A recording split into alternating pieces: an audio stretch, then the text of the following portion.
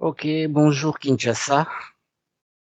Je m'appelle Dan Bomboko. Je suis éditeur congolais de la RDC.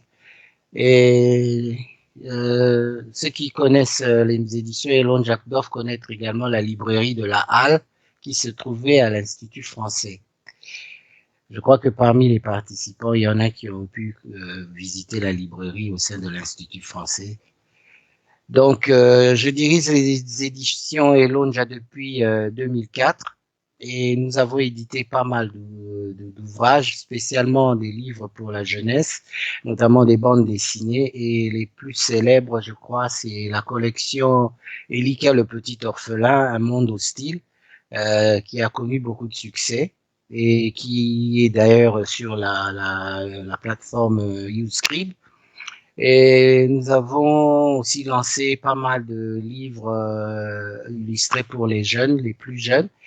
On a travaillé avec pas mal de dessinateurs, des BDistes congolais, parce que la bande dessinée, quand même, fait partie de la culture congolaise. Et nous, on a opté pour ce genre de livres pour pouvoir faire la promotion de la lecture en premier et puis du livre au sein des jeunes en République démocratique du Congo. Voilà. Et nous avons rencontré YouScribe en 2006 pour la première fois lors de la foire du livre de Francfort en Allemagne.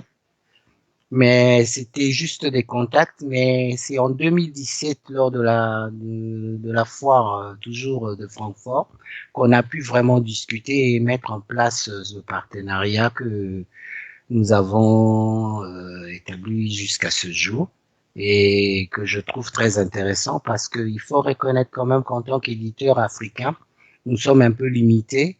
Et Bertie l'a expliqué lorsqu'elle a parlé tout à l'heure. Il y a des problèmes de diffusion et des problèmes de distribution. C'est quand même regrettable parce que à ce jour en Afrique, lorsque des livres paraissent par exemple à Kinshasa en RDC, c'est très même difficile de les vendre de l'autre côté de la rive, donc à Brazzaville. Et donc, imaginez atteindre la Côte d'Ivoire ou le Sénégal et même le Mali, c'est encore plus compliqué parce qu'il y a des coûts. Alors, pour moi, personnellement, YouScribe a été une alternative pour pallier à ce problème. Et j'en suis ravi parce que ça permet quand même à d'autres pays de savoir ce qui se passe en RDC en matière de bande dessinée, par exemple. Et ça permet aussi à nous, éditeurs, de nous faire connaître dans ces pays. Parce que je suis allé à Abidjan en 2019. J'étais déjà en partenariat avec YouScript que j'ai d'ailleurs rencontré là-bas lors de cette foire. Et ça a été un avantage pour moi parce que mes livres étaient déjà connus à Abidjan. Donc ça nous a permis, on était déjà présents sur le plan numérique, ça nous a permis de vendre maintenant des livres lors de la foire. Donc le partenariat avec YouScribe est quelque chose de très important en tant qu'éditeur africain. Premièrement, ça il faut le retenir, YouScribe est une plateforme qui est vraiment orientée vers le marché africain.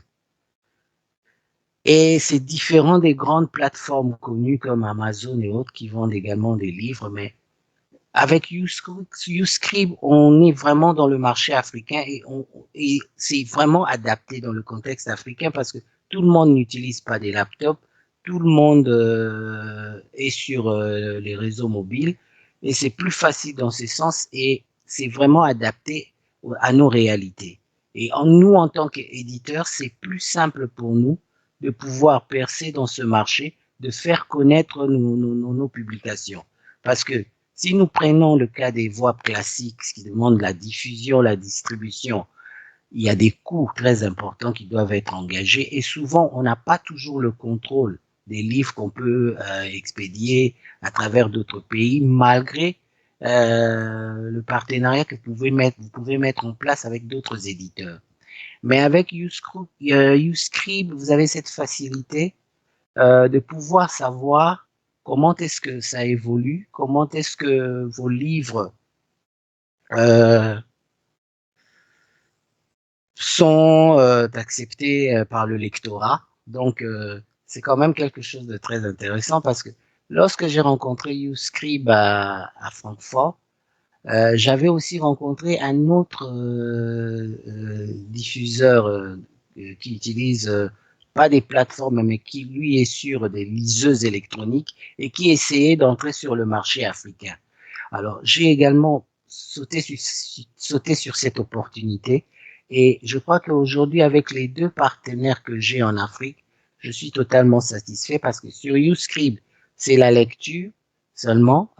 Donc, les lecteurs payent pour lire, s'abonnent pour lire les ouvrages. Avec l'autre partenaire, là, on vend des livres numériques.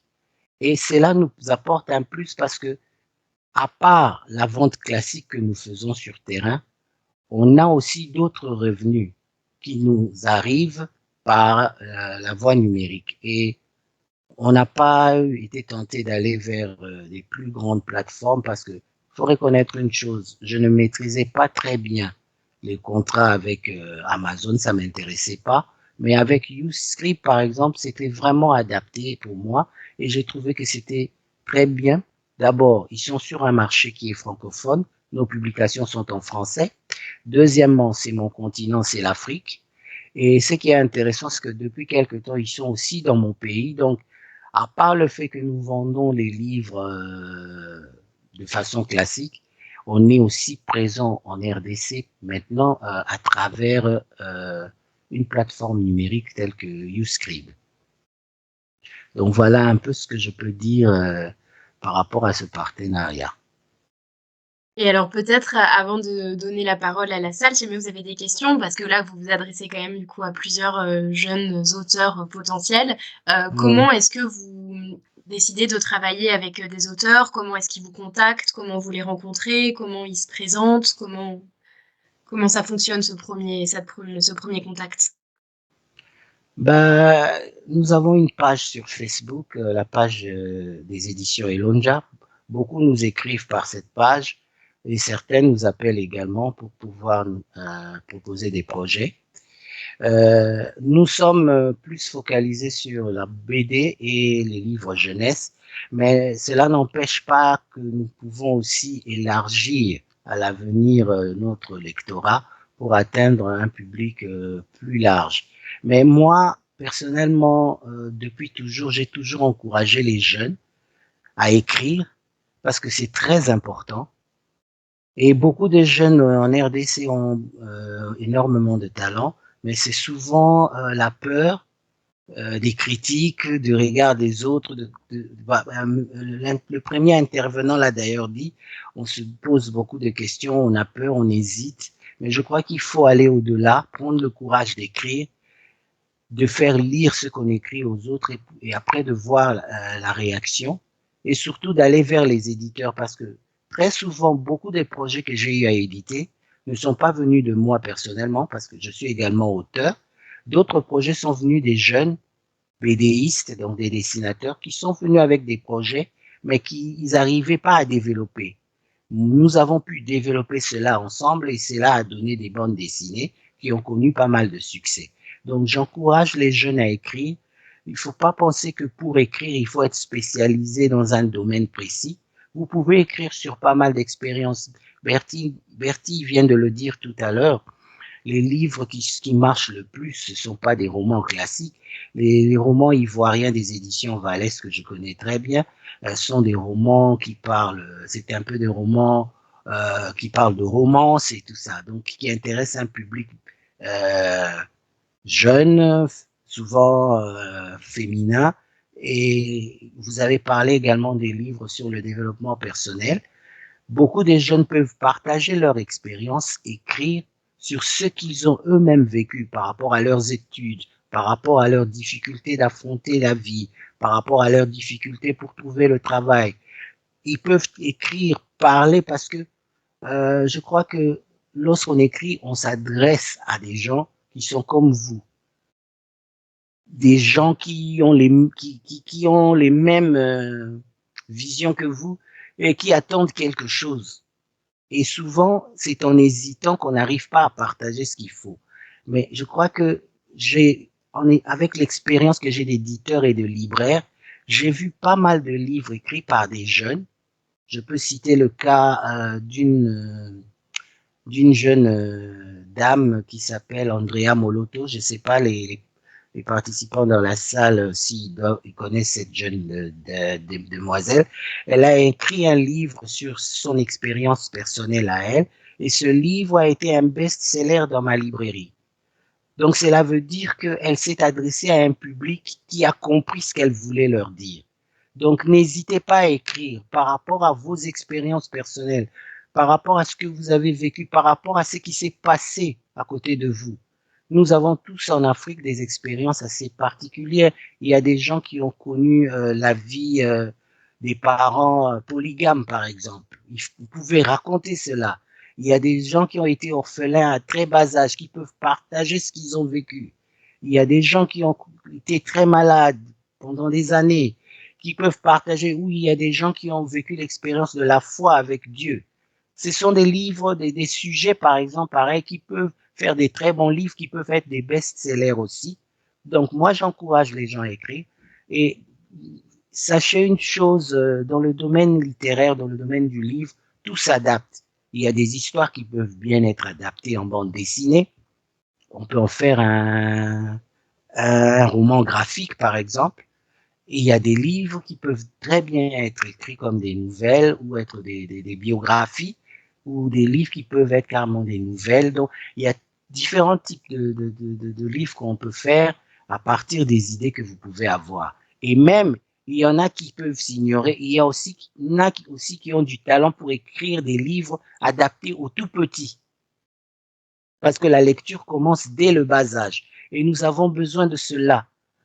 Le livre doit circuler déjà dès le bas âge entre les mains de nos enfants. Et c'est nous, adultes, qui devons faire cela. Si vous avez des idées pour des livres pour les tout petits, vous pouvez venir avec. Et nous, on est là, on va travailler ensemble. Et nous, avec notre expérience, on sait trouver comment faire pour rendre une idée commerciale, pour pouvoir le mettre sur un livre et pouvoir le vendre.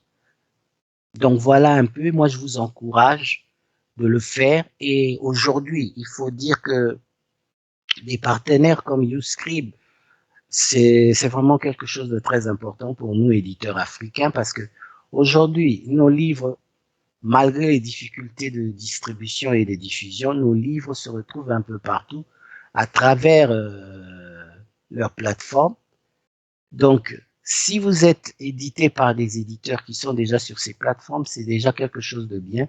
Et puis, sachez-le que lorsque vous devenez auteur, c'est pas que c'est un métier qui s'arrête juste à écrire. Non, vous aurez à faire votre promotion, vous aurez à vous faire connaître, vous aurez à aller à différents endroits à travers le monde, à parler de vous, à parler de votre livre, surtout si ce sont des livres qui rencontrent des succès. Vous aurez à participer à plusieurs fois, à faire des rencontres, évidemment aussi à voir vos livres, connaître d'autres options telles que il peut y avoir des sessions de droit, vous pouvez être adapté en d'autres langues, être diffusé dans d'autres pays. Donc c'est une très belle expérience, le monde du livre, et moi je crois que vous le méritez, ayez du courage, suivez l'exemple des autres, essayez d'écrire, ne vous gênez surtout pas, n'ayez pas honte, prenez un papier quand vous avez une idée, écrivez-le, et sachez que à côté de vous, il y a des gens, si vous allez toquer vers eux, qui pourront vous aider à développer cette idée et en faire des livres. Voilà ce que je peux dire. Merci Dan. Bah écoutez, si vous avez des questions aussi pour Dan, n'hésitez pas.